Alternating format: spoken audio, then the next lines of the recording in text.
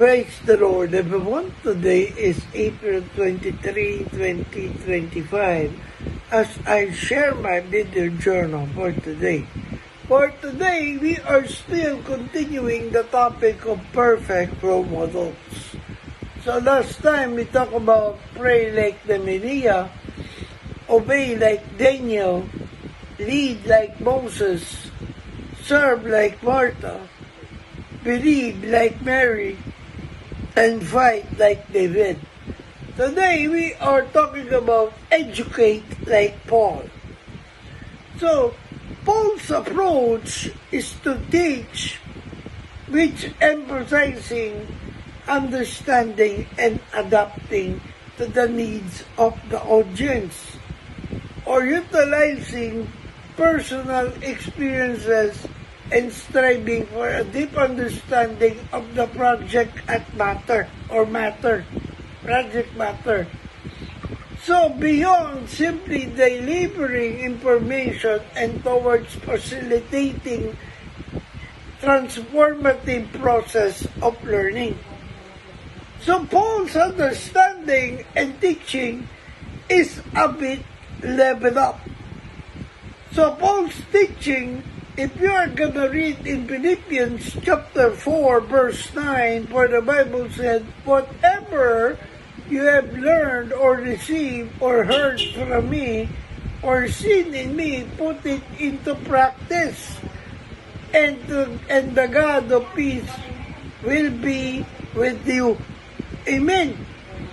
So, you should know your audience and their needs, because empathy and understanding, this is the tailoring message to the specific context and the audience, demonstrating a keen understanding of their backgrounds and their needs. This involves understanding their prior beliefs, cultural influences, and current circumstances. Teach or personal connection. So, experiences to connect with this audience and to make subject matter relatable, this helps to build trust and create more engaging learning environment. So we should also, when we teach, we should have passion and conviction. Authenticity. This teaching must be genuinely passion for the message, has conveying and deep conviction on his beliefs. This passion was contagious and helped to inspire his listeners. Encouragement consistently his students to persevere in learning and apply their knowledge to their lives. This positive reinforcement helps to foster a growth mindset and a sense of purpose. So number 8, build like Noah.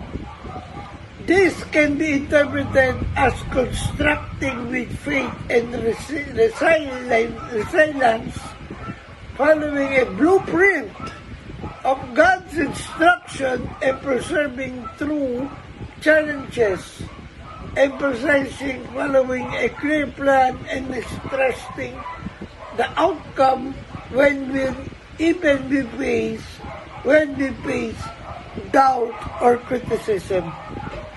So as we read in Genesis chapter 17, after 22, for the Bible said, I am going to bring flood waters of the earth to destroy all life under the heavens, even culture that has the breath of life in it.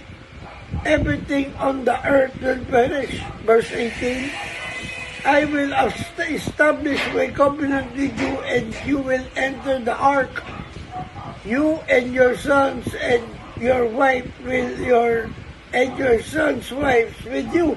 Verse 19, you are to bring into the ark 2 of all living creatures, male and female, to keep them alive with you.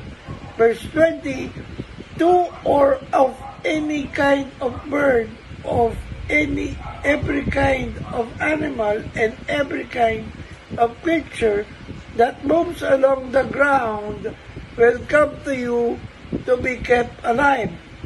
Verse 21, you are to take every kind of food that is to be eaten and store it away as food for you and for them.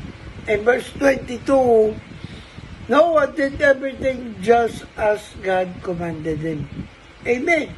So faith and obedience, that's what Noah has.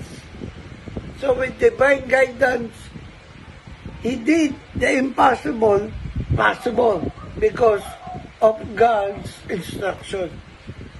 Trust and perseverance. Noah took 120 years to build and demonstrate the need of perseverance and patience into the face of long-term projects and following a blueprint, which is God's instructions to provide specific dimensions and materials for the ark, emphasizing the importance of following a clear plan. And number 9, love like Jesus. So we can read in John chapter 13, verse 34 to 35, for the Bible said, a new commandment I give you. Love one another as I have loved you. You must love one another. Verse 35, by this everyone will know that you are my disciples if you love one another. Amen.